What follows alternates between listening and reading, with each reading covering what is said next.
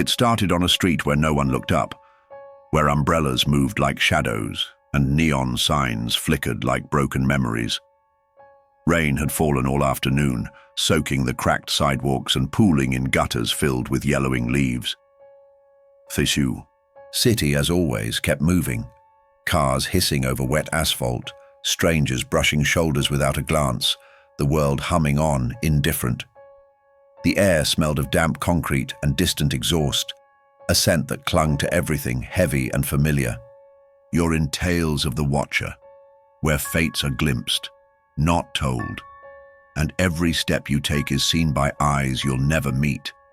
The air hums with secrets, daring you to listen. Stick around, subscribe for the journey, and in today's story, under a trembling street lamp at the corner of Holloway and 7th, stood Clara. 32. Tired. A graphic designer with deadlines she avoided and playlists she never finished. Her apartment was a cluttered sanctuary of half-read books, unwashed, mugs and sketches she'd never show anyone. She hadn't planned to leave that night. Her couch and a glass of cheap wine had been calling her name. But sometimes we walk without knowing why. A restlessness stirs, a quiet pull, like a tide shifting, under the skin. She crossed the street just as the light turned, her coat heavy with rain, her boots splashing through shallow puddles, and as her hand slipped into her pocket, that old wool coat she hadn't worn in months, her fingers touched something unexpected. It was thick paper, folded once. She stopped under the awning of a shuttered bookstore, shielding herself from the drizzle, and pulled it out. A theatre ticket. Crimson red, embossed with gold ink that shimmered faintly, even in the dim light. It read, "The Mask of Shadows, 8 p.m., the Orpheum Theatre." But the date was May 3rd, 2025, tomorrow. She blinked, confused. The corners were slightly damp, as if the ticket had been in the rain with her, but she had no memory of putting it there. She turned it over. No seat number. No barcode, no price, only a single line, scrawled in faded handwriting. "Don't be late." Clara looked up suddenly, as if pulled by a string. The sidewalk was empty. The rain had softened to a mist, and the street lamp buzzed faintly above her. No one was watching her. And yet, something was. She didn't know it yet, but her story had already begun. And far across the street, just beyond the reach of the flickering light, the watcher watched. Clara tucked the ticket back into her pocket and hurried home, her footsteps quicker now, though she couldn't say why. The city felt heavier, the air thicker, as if the rain had left something behind, something that wasn't water. Her apartment was cold when she arrived, the radiator clanking uselessly in the corner. She dropped her coat on a chair and sat at her cluttered desk, the ticket in her hand again. She studied it under the glow of a desk lamp. The paper was old, almost brittle, but the ink was vivid, as if freshly pressed. The Mask of Shadows. She'd never heard of it. The Orpheum Theatre was real enough, a crumbling relic a few blocks away, its marquee long since dark. She hadn't thought about it in years. No one did. It was just another forgotten piece of the city, like the payphones or the boarded-up jazz club on 9th. She opened her laptop and typed the play's name into a search bar. Nothing. No reviews, no posters, no obscure theatre blogs mentioning it. She tried the Orpheum. A few articles popped up, mostly about its history. Built in 1926, a vaudeville house turned cinema turned theatre, abandoned since the early 2000s. There was talk of restoration a few years back, but it had never happened. No mention of any shows scheduled for tomorrow. Clara leaned back, the ticket still in her hand. Her thumb traced the embossed letters, and for a moment she thought she felt a faint warmth, like the paper was alive. She laughed at herself, shaking her head. It was just a ticket, probably some viral marketing stunt or a prank. But Why was it in her coat, and why did it feel like it belonged there? She went to bed that night with the ticket on her nightstand, its crimson edge catching the moonlight. Her dreams were restless. Flashes of a darkened stage, a masked figure moving just out of sight, and a voice whispering words she couldn't quite hear. When she woke, the ticket was still there, unchanged, but the handwriting on the back seemed sharper now, as if the ink had darkened overnight. Don't be late. She didn't want to go. She told herself she wouldn't. But by late afternoon, she was standing in front of her mirror, pulling on her coat, the ticket tucked safely in her pocket. Something was calling her, and Clara, for all her doubts, wasn't the kind of person to ignore a call. The Orpheum Theatre loomed at the end of a narrow street, its faded grandeur almost swallowed by the city's relentless march. The marquee was blank, its letters long gone, and the windows were boarded up, streaked with grime. But the front doors, ornate, heavy wood carved with swirling patterns, were slightly ajar. A faint glow spilled out, warm and golden like candlelight. Clara hesitated. The street was quiet, unnaturally so. No cars, no pedestrians, not even the distant hum of the city. Just the soft patter of rain starting again. She glanced at her phone. 7:58 p.m. 2 minutes. She pushed the door open and stepped inside. The lobby was impossibly grand.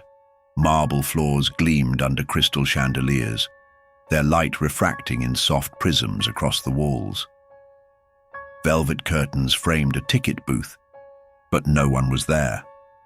The air smelled of old wood and something sweeter, like roses. Clara's boots echoed as she crossed the lobby, her ticket clutched tightly in her hand. A figure appeared at the far end of the room, stepping from the shadows. They wore a long coat and a wide-brimmed hat, their face obscured. Without a word, they gestured toward a set of double doors leading to the auditorium. Clara's heart pounded, but her feet moved before her mind could argue. The theatre was vast, its seats filled with people, hundreds of them, silent, their faces hidden by masks. Some were simple, black and white. Others were elaborate, adorned with feathers or jewels. No one turned to look at her. No one spoke. The stage was dark, the heavy curtain drawn shut. Clara stood frozen, unsure where to go. Then a voice, soft, almost musical, came from behind her. "You're right on time." She turned, but no one was there. The voice seemed to linger in the air, vibrating like a plucked string. A single seat in the front row was empty, a red rose resting on its cushion. Clara walked toward it, her breath shallow. She sat, the rose in her lap, its petals soft and unnaturally warm. The curtain rose. The stage came alive with light, but it wasn't like any play Clara had ever seen. There were no actors, no props, no scenery, just a swirling mist that seemed to pulse with colors she couldn't name. Shapes moved within it, humanoid but not human, their edges blurring like watercolor. They danced or fought or mourned. Clara couldn't tell. The air grew heavy, pressing against her chest, and the masks of the audience seemed to glow faintly, their eyes fixed on the stage. Then a figure appeared at the center of the mist, tall, cloaked, wearing a mask that shimmered like liquid gold.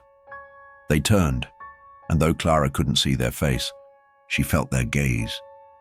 It wasn't just looking at her, it was knowing her. Every doubt, every fear, every quiet hope she'd buried under years of routine. The figure raised a hand, and the mist parted. Clara saw herself, not a reflection, but a vision. Her apartment, her desk, her sketches, her life, laid bare in fleeting images, moments of laughter, moments of loneliness, moments she hadn't realized mattered. And then, something else.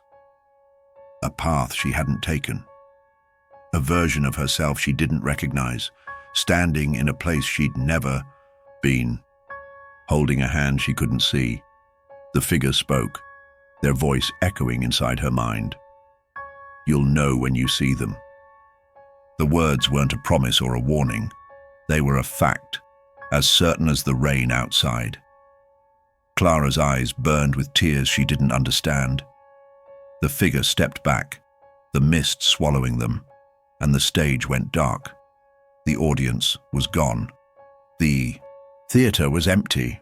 Clara sat alone, the rose still in her hands, its scent stronger now, almost overwhelming.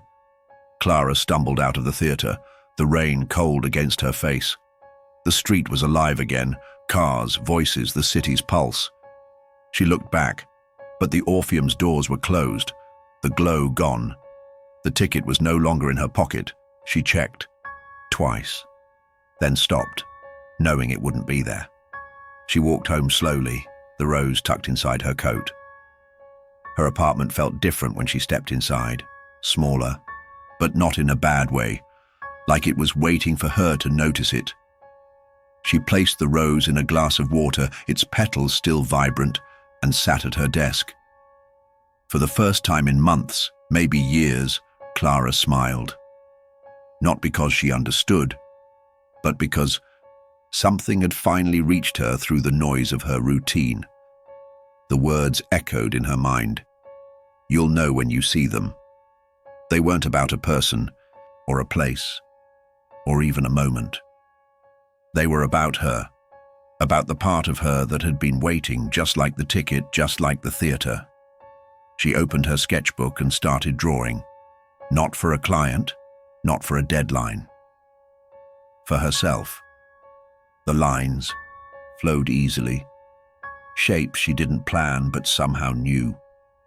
A mask, a stage, a figure in a cloak, and somewhere, in the corner of the page, a rose.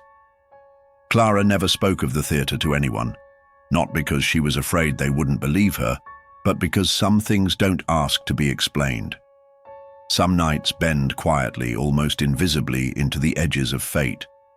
And if you're not paying attention, you miss them. But she didn't miss this one. She kept the rose for weeks. Even as it withered, it remained strangely intact, as though time had forgotten how to touch it. She'd catch its scent sometimes, faint but unmistakable. When she opened her sketchbook, the ticket never resurfaced. No record of the show.